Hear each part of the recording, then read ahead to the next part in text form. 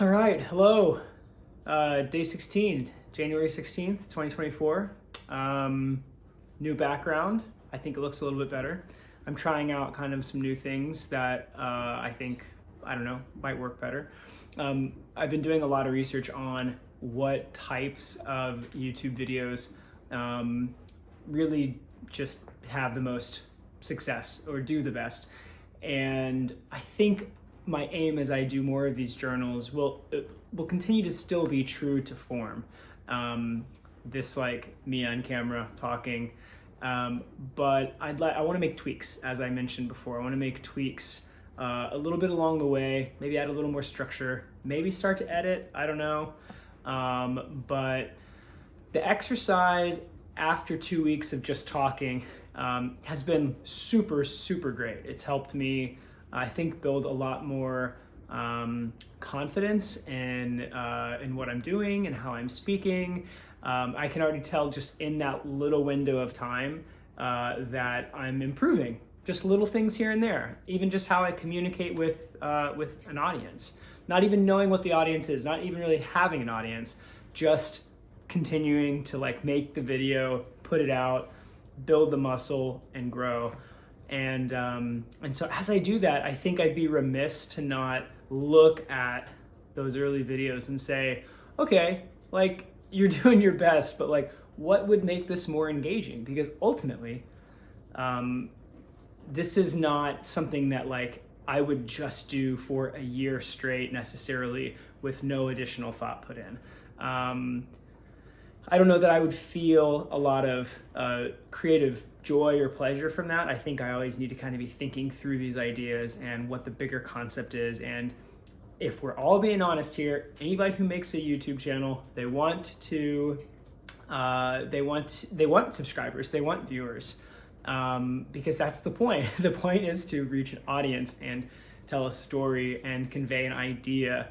And talking head isn't necessarily a bad thing. Journaling, getting your thoughts out there in an honest way isn't a bad thing.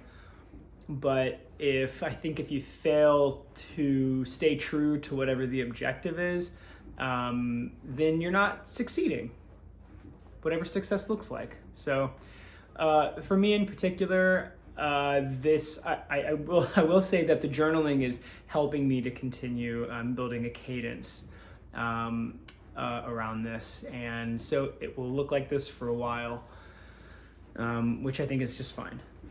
But yeah, for now, little tweaks here and there, and hopefully as I continue to grow in confidence and have better ideas and have more time to make videos, they'll just get more engaging. Anyways, as you can see, I shaved. Fun update for the day. I had a job interview today with a firm in Queens, and I feel like it went pretty well.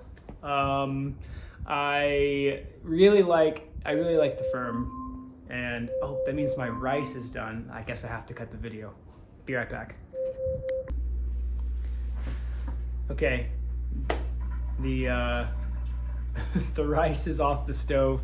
But for whatever reason, I decided to make this video when there's the most background noise possible, but who cares? The washing machine's going and I was cooking rice, and then I decided to shoot this. But anyway, long story short, beard is shaved off, unfortunately. Job interview went well.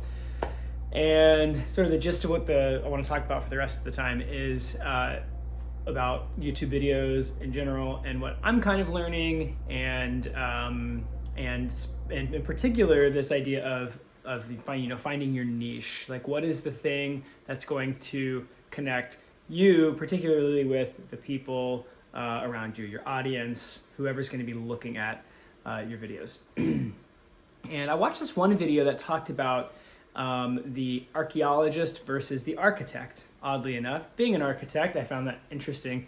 But the archaeologist is this person who kind of searches for the niche. Like, what is the niche? What am I looking for? What's the content? I'm gonna like shoot 100 videos doing this. We'll see if it works. I'm gonna shoot, okay, it didn't work. I'm gonna shoot 50 videos doing this. Okay, it didn't work. I'm gonna shoot 100 videos doing this. Okay, it kind of worked. And then over the course of time, through trial and error, you find your niche within YouTube and content creation. Now, the architect, however, has this like grand plan for whatever he or she is creating. And he sort of advised against going that route, which I don't disagree with, but I think the strange thing is that like being an architect and seeing that there really is not I haven't been able to find a lot of great channels that revolve around architecture. There are some that are like informative, some that tell you about how to study, some that talk about, there's some really great ones, don't get me wrong. Dami Lee, hope I'm saying her name right, 30 by 40, and then there are a couple of others that are really good beyond the big ones like Architectural Digest, or like the ones that actually do big home tours and are kind of like fancier productions. But in terms of like architects who are creating, and in the capacity and with the content that I want to create, there aren't that many in my opinion. And so for me, I find it really compelling to use my profession and what I know as my niche. And, you know, for all I know, I could be exploring this path and realizing that I was the archaeologist the whole time, and that architecture as the niche was like my first iteration that ended up not working. But that's a part of the process. So you kind of have to like lean into that. So I'm going to lean into that. But where I feel like I'm the most excited about creating is around architecture, but it's in film. I've worked on film sets. I've been an assistant director. I've shot second unit. I've shot behind the scenes. I've done some writing. I've done some other content creation for brands. So that's also kind of in my wheelhouse, along with some commercial photography work. So I want to take all of the things that are Skylar and put them into a melting pot and mix them around and see what comes out. I think that I would be bored as fuck sitting down at the table and just doing like showing you guys designs all the time. Maybe y'all might like that, maybe you wouldn't. I don't know that I'd get a lot from it.